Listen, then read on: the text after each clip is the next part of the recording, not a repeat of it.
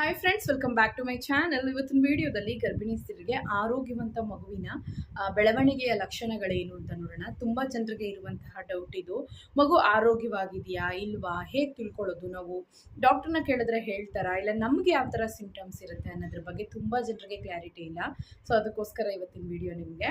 So ಈಗ ಮೊದಲನೇದಾಗಿ ನಿಮಗೆ ಮಗು ಹೊಟ್ಟೆಲಿ ಬೆಳೀತಾ ಇದೆ, ಈಗ 3 ಮಂತ್ ನಡೀತಿದೆ, 4th ಮಂತ್ ನಡೀತಿದೆ, ಇಲ್ಲ ಆಲ್ಮೋಸ್ಟ್ ನಿಮ್ಗೆ ಯಾವುದೋ ಒಂದು ತಿಂಗಳುಗಳಲ್ಲಿ ನಡೀತಿದೆ ಅಂತಂದಾಗ ನಿಮ್ಮ ಒಂದು ಸ್ಕ್ಯಾನಿಂಗ್ ರಿಪೋರ್ಟ್ಸಲ್ಲಿ ನಿಮ್ಮ ಕೆಲವೊಂದು ವಿಷಯಗಳನ್ನು ನೀವಾಗೆ ತಿಳ್ಕೊಬೋದು. ಏನಂದರೆ ಫಸ್ಟ್ ಸ್ಕ್ಯಾನಿಂಗಿಂತ ಎರಡನೇ ಸ್ಕ್ಯಾನಿಂಗಿಂತ ಮೂರನೇ ಸ್ಕ್ಯಾನಿಂಗಿಂತ 4ನೇ ಸ್ಕ್ಯಾನಿಂಗ್ಗಳಲ್ಲಿ ಮಗುವಿನ ಬೆಳವಣಿಗೆ, ಉದ್ದ, ಅಗಲ, ದಪ್ಪ, ತೂಕ ಮತ್ತು ಮಗುವಿನ ಸುತ್ತ ಇರುವಂತಹ ನೀರು.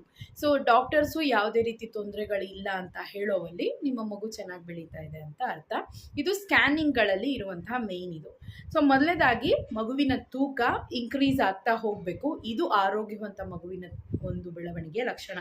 ಮಗುವಿನ ತೂಕಕ್ಕೆ ಬಂದಾಗ ನೀವು ಆಲ್ಮೋಸ್ಟಾಗಿ ಎಲ್ಲ ಫುಡ್ಗಳನ್ನು ಹೆಚ್ಚಾಗಿ ಪ್ರೋಟೀನ್ ಭರಿತವಾದಂತಹ ಫುಡ್ಡು, ಮತ್ತು ಕ್ಯಾಲ್ಶಿಯಂ ಜಾಸ್ತಿ ಇರುವಂತಹ ಫುಡ್ಡು, ಮತ್ತು ಚೆನ್ನಾಗಿ ಐರನ್ ಕಂಟೆಂಟು, ಒಳ್ಳೆ ನೀರಿನ ಅಂಶ ಇರುವಂತಹ ಒಂದು ಹಣ್ಣುಗಳು, ಒಳ್ಳೆ ತರಕಾರಿ, ನಾನ್ ವೆಜ್ಜು, ಫಿಶು, ಈ ರೀತಿ ಎಲ್ಲನೂ ತಗೊಳ್ಳುವಾಗ ನಿಮ್ಮ ಮಗುವಿನ ತೂಕ ಆಟೋಮೆಟಿಕ್ಕಾಗಿ ಜಾಸ್ತಿ ಆಗ್ತಾ ಹೋಗುತ್ತೆ. ಮಗುವಿನ ತೂಕ ಜಾಸ್ತಿ ಆಗೋದಕ್ಕೆ ಮೇಯ್ನಾಗಿ ಪ್ರೋಟೀನ್ ತುಂಬ ಮುಖ್ಯ, ಕ್ಯಾಲ್ಶಿಯಂ, ಗುಡ್ ಫ್ಯಾಟ್ಸ್ ತುಂಬ ಮುಖ್ಯ. ಇದಕ್ಕೆ ರಿಲೇಟೆಡಾಗಿ ಏನೇನು ಫುಡ್ ಇರುತ್ತೋ ಅದನ್ನೆಲ್ಲ ನೀವು ಡೈಲಿ ಡೇ ಟು ಲೈಫಲ್ಲಿ ನೀವು ಇನ್ಕ್ಲೂಡ್ ಮಾಡ್ಕೊಳ್ತಾ ಹೋಗಬೇಕು.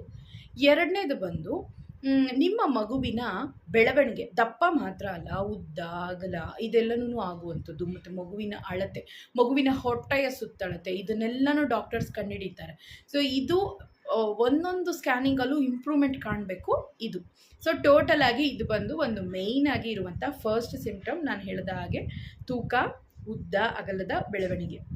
ಎರಡನೇದು ಬಂದು ಮೇಯ್ನಾಗಿ ಹೇಳಬೇಕು ಅಂತಂದರೆ ನಿಮಗೆ ಮಗುವಿನ ಕಿಕ್ಸು 5th ಮಂತ್ ಆಫ್ಟರ್ ಗೊತ್ತಾಗುವಂಥದ್ದು. ಮಗುವಿನ ಕಿಕ್ಸು ಬೇಗ ಆದರೂ ಒಳ್ಳೆಯದು, ಒಂದು ವೇಳೆ 6th ಮಂತಲ್ಲಿ ಆಗ್ತಿದೆ ಅಂದ್ರೂ ಒಳ್ಳೆಯದು, ಏನು ತೊಂದರೆ ಇಲ್ಲ ನಿಮಗೆ. ಸೊ ಮಗುವಿನ ಕಿಕ್ಸು ದಿವಸಕ್ಕೆ ಜಾಸ್ತಿ ಅಂದರೆ ಒಂದು ಅವರ್ಗೆ 10ರಿಂದ 12 ಸಲ ಮಗುವಿನ ಕಿಕ್ ಆಗುತ್ತೆ ಅಂತ ಹೇಳ್ತಾರೆ.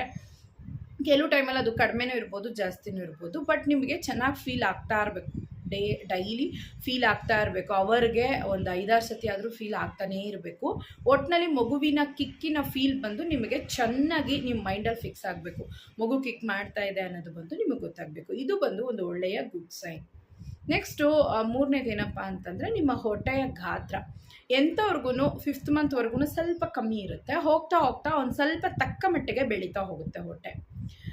ಯಾರಿಗೂ ಫ್ಲ್ಯಾಟ್ ಆಗಿರಲ್ಲ ಹೊಟ್ಟೆ, ಇದು ಮನಸ್ಸಲ್ಲಿರಲಿ. 9th ಮಂತ್ ಆಗಿದ್ರೂ ಕೂಡ 4th ಮಂತ್ 5th ಮಂತ್ ಥರ ಯಾರಿಗೂ ಇರಲ್ಲ. ಆಲ್ಮೋಸ್ಟಾಗಿ ಕೆಲವ್ರಿಗೆ 9 ತಿಂಗಳಿಗೆ ದಪ್ಪ ಹೊಟ್ಟೆ ಇದ್ದರೆ, ಕೆಲವ್ರಿಗೆ 7 ತಿಂಗಳಲ್ಲಿ, ಅಂದರೆ ಈ 9 ತಿಂಗಳಲ್ಲಿ ಇದ್ದವ್ರಿಗೆ 7 ತಿಂಗಳಲ್ಲಿ ಇರುತ್ತಲ್ಲ ಹೊಟ್ಟೆಯ ಗಾತ್ರ, ಆ ಥರ ಅವ್ರಿಗೆ 9 ತಿಂಗಳಲ್ಲಿ 7 ತಿಂಗಳ ಗಾತ್ರ ಇರುತ್ತೆ. ಸೊ ಇದೆಲ್ಲ ಹೆದರ್ಕೋಬೇಡಿ, ಬಟ್ ಹೊಟ್ಟೆ ಬಂದು ಮುಂದೆ ಇರಬೇಕು, ದಪ್ಪ ಆಗಿರಬೇಕು. ಇದು ಕೂಡ ಒಂದು ಒಳ್ಳೆಯ ಗುಡ್ ಸೈನು. ಸೊ ಮಗುವಿನ ಹೊಟ್ಟೆಯಲ್ಲಿ ಮಗು ಬೆಳೀತಾ ಇದೆ ಅಂತಂದರೆ ಯುಟ್ರಸ್ಸು ಜೊತೆಗೆ ನಿಮ್ಮ ಹೊಟ್ಟೆ ಎಲ್ಲನೂ ಎಕ್ಸ್ಪ್ಯಾಂಡ್ ಆಗ್ತಾ ಇರುತ್ತೆ. ಸೊ ಇದು ಕೂಡ ಒಂದು ಒಳ್ಳೆಯ good sign.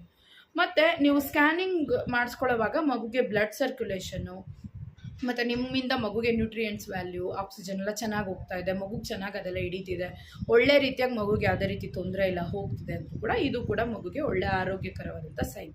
And next organ development, ಕಣ್ಣಿನ ಬೆಳವಣಿಗೆ ಆಗ್ಬೋದು, ಇಲ್ಲ ಲಂಗ್ಸು, ಕಿಡ್ನಿ, ಪ್ರತಿಯೊಂದರ ಬೆಳವಣಿಗೆನೂ ಚೆನ್ನಾಗಿದೆ, ಮಗು ಚೆನ್ನಾಗಿ ಒಳಗಡೆ ಮೂಮೆಂಟ್ಸ್ ಇದೆ, ಹಾರ್ಟ್ ಬೀಟ್ ಚೆನ್ನಾಗಿದೆ ಅಂತ ಹೇಳುವಾಗ ಆಗ ಕೂಡ ಮಗುವಿನ ಬೆಳವಣಿಗೆ ಚೆನ್ನಾಗಿದೆ ಅಂತ ಅರ್ಥ. ಸೊ ಇಷ್ಟು ಸೈನ್ಗಳಲ್ಲಿ ನೀವು ಅರ್ಥ ಮಾಡ್ಕೊಳ್ಳಿ. ಮಗುವಿನ ಕಿಕ್ಕು ಮತ್ತು ಮಗುವಿನ ತೂಕ ಎಲ್ಲನೂ ಇನ್ಕ್ಲೂಡ್ ಆಗುತ್ತೆ. ಮತ್ತು ನೀವು ಮಾತಾಡಿದ್ರೆ ಮಗು ರೆಸ್ಪಾಂಡ್ ಮಾಡುತ್ತೆ, ಮತ್ತು ಕಿವಿ ಸೌಂಡ್ಗೆ, ನೆಕ್ಸ್ಟು ಬೆಳಕಿಗೆ, ಸ್ಪರ್ಶಕ್ಕೆ ಮಗು ಕಿಕ್ ಮಾಡುತ್ತೆ. ಸೊ ಇದು ಕೂಡ ಒಂದು ಒಳ್ಳೆ ಗುಡ್ ಸೈನ್. ನೋಡಿದ್ರಲ್ಲ ಆರೋಗ್ಯವಂತ ಮಗುವಿನ ಬೆಳವಣಿಗೆಗೆ ಏನೇನೆಲ್ಲ ಸೂಚನೆ ಇರುತ್ತೆ ಅಂತ. ಓಕೆ ಫ್ರೆಂಡ್ಸ್, ಇವತ್ತಿನ ವಿಡಿಯೋ ಖಂಡಿತವಾಗ್ಲೂ ನಿಮ್ಗೆ ಯೂಸ್ಫುಲ್ ಆಗಿರುತ್ತೆ ಅಂತ ಅಂದ್ಕೊಳ್ತೀನಿ. ಟೇಕ್ ಕೇರ್, ಬಾಯ್.